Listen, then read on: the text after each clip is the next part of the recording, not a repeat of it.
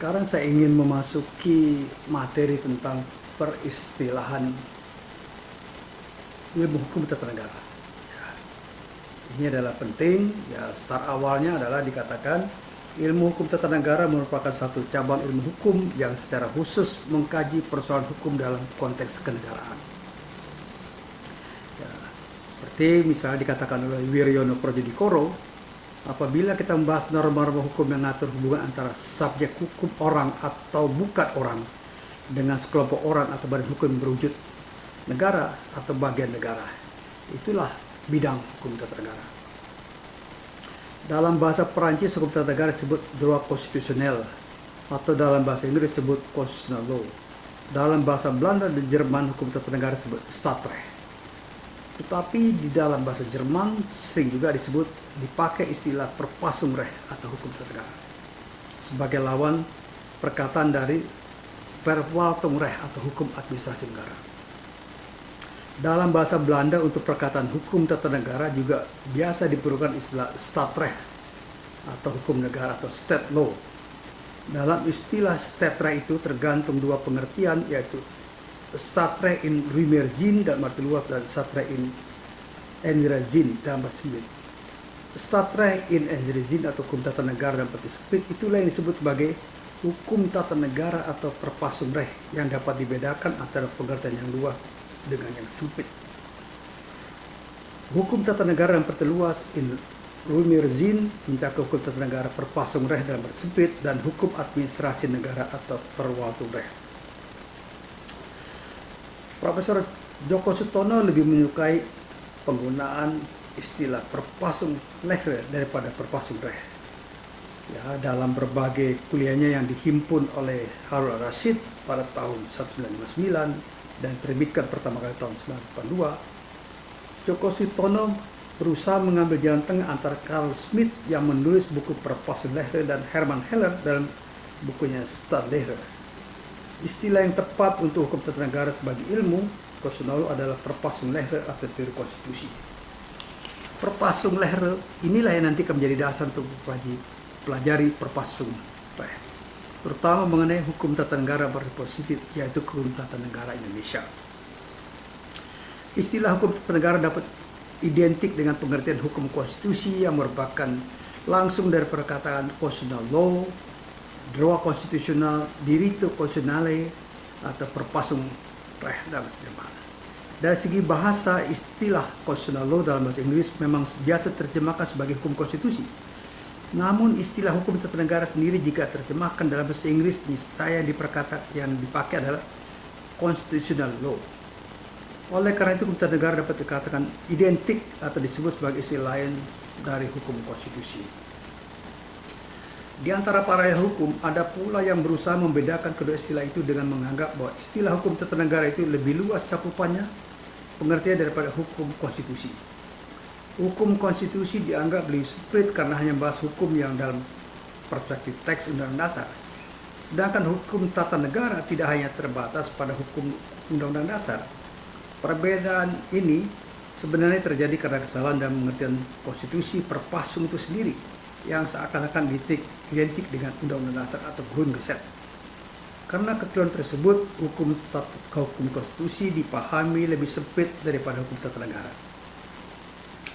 Perkataan hukum tata negara berasal daripada hukum tata dan negara yang di dalamnya dibahas mengenai urusan penataan negara. Tata yang terkait dengan kata tertib adalah order yang biasa dibahas sebagai tata tertib. Tata negara berarti sistem penataan negara yang berisi ketentuan mengenai struktur kenegaraan dan substansi norma kenegaraan. Dengan perkataan lain, ilmu hukum tata negara dapat dikatakan merupakan cabang ilmu hukum yang membahas mengenai tatanan struktur kenegaraan, mekanisme hubungan antara struktur organ atau struktur kenegaraan, serta mekanisme hubungan antara struktur negara dengan warga negara. Hanya saja yang dibahas dalam hukum tata negara atau hukum konstitusi itu sendiri hanya terbatas pada hal-hal berkaitan aspek hukumnya saja. Oleh karena itu, lingkup bahasa lebih sempit daripada teori konstitusi sebagaimana yang dianjurkan untuk dipakai oleh Profesor Djoko Sutono, yaitu Verfassungsleer atau teori der Verfassung.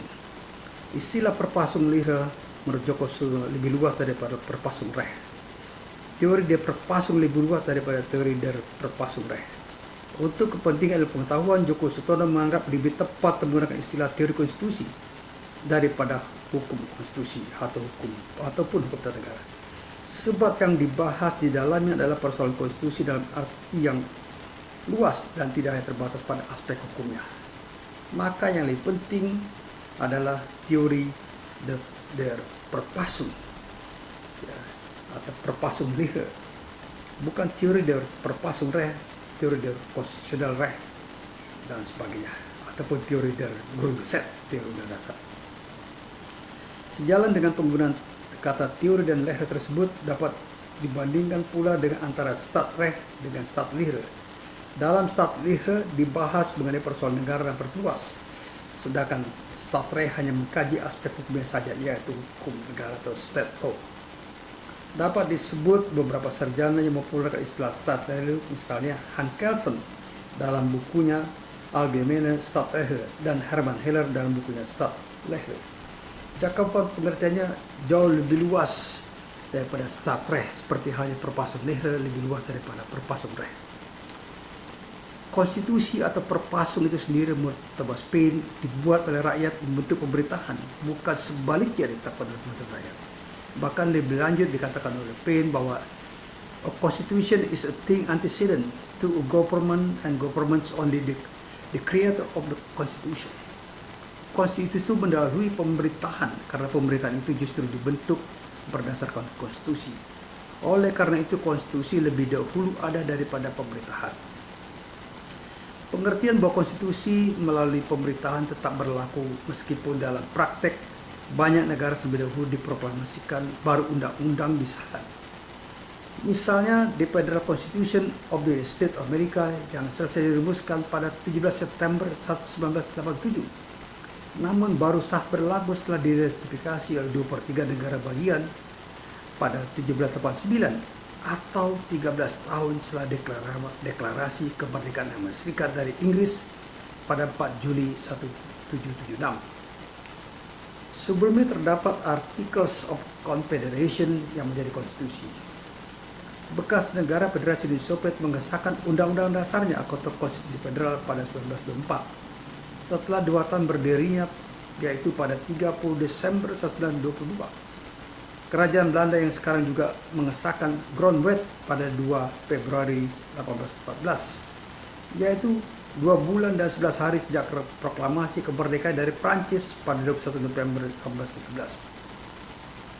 Republik Indonesia sendiri yang sudah diproklamasi sebagai negara merdeka dan berdaulat pada 17 Agustus 1945 baru mengesahkan Undang-Undang Dasar pada 1845. Di dalam ilmu hukum tata negara juga berlaku teori fiksi hukum atau legal fiction theory yang mengatakan bahwa suatu negara dianggap telah memiliki konstitusi sejak negara itu terbentuk. Nah, ini adalah teori fiksi ya. Jadi negara itu terbentuk artinya konstitusi sudah ada. Ya. Terbentuk negara itu terletak pada tindakan secara resmi menyatakan terbentuk, yaitu melalui penyerahan kedaulatan, transfer of authority dari negara induk seperti penjajah kepada negara jajahannya, seperti Inggris kepada Malaysia atau Inggris kepada India, melalui pernyataan, deklarasi, dan proklamasi seperti Indonesia, ataupun melalui revolusi dan perbuatan kosong dan kudeta.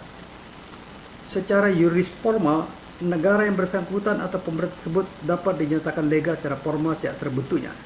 Namun legalitas tersebut masih bersifat formal dan sepihak. Oleh karena itu, derajat legitimasinya masih tergantung pada pengakuan pihak lain.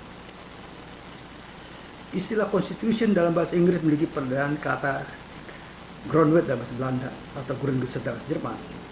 Grond dalam bahasa Belanda memiliki makna yang sama dengan Grund dalam bahasa Jerman yang berarti dasar.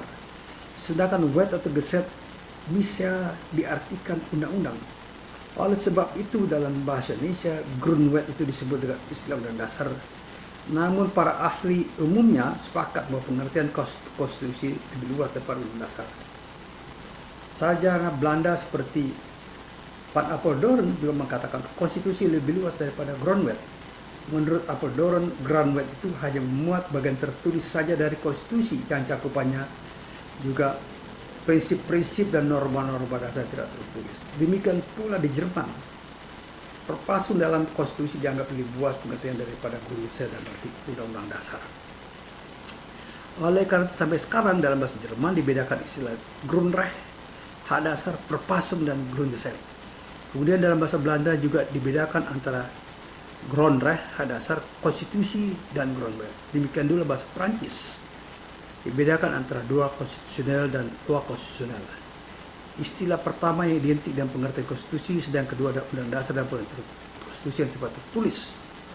Untuk konstitusi dalam arti undang-undang dasar sebelum dipakai istilah Grondwet, di Belanda juga dipakai istilah Stadregeling ya, atau prakarsa Giselle Karel van Roo pada 1813. Istilah Grondwet dipakai untuk mengatakan istilah Stadregeling.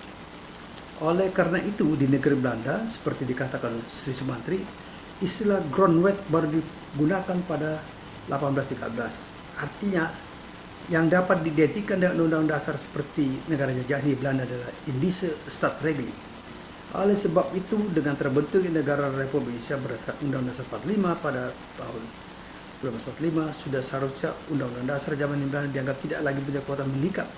Kalaupun berbagai peraturan undang-undang diwarisi di zaman Belanda masih berlaku berdasarkan aturan peralihan Undang-Undang Dasar 45, daya ikatnya tidak lagi berdasarkan ketentuan Indische Stadregeling, melainkan karena Undang-Undang Dasar 1945 tetap berlakukan ke dalam wilayah Republik Indonesia yang merdeka dan berlaut berdasarkan Undang-Undang Dasar baru, semata-mata untuk mengatasi kekosongan hukum atau reh vakum yang dapat timbul karena situasi perubahan konstitusional sebagai negara baru. Semua produk hukum masa lalu sepanjang masih diperlukan harus dilihat bagi produk hukum Indonesia sendiri.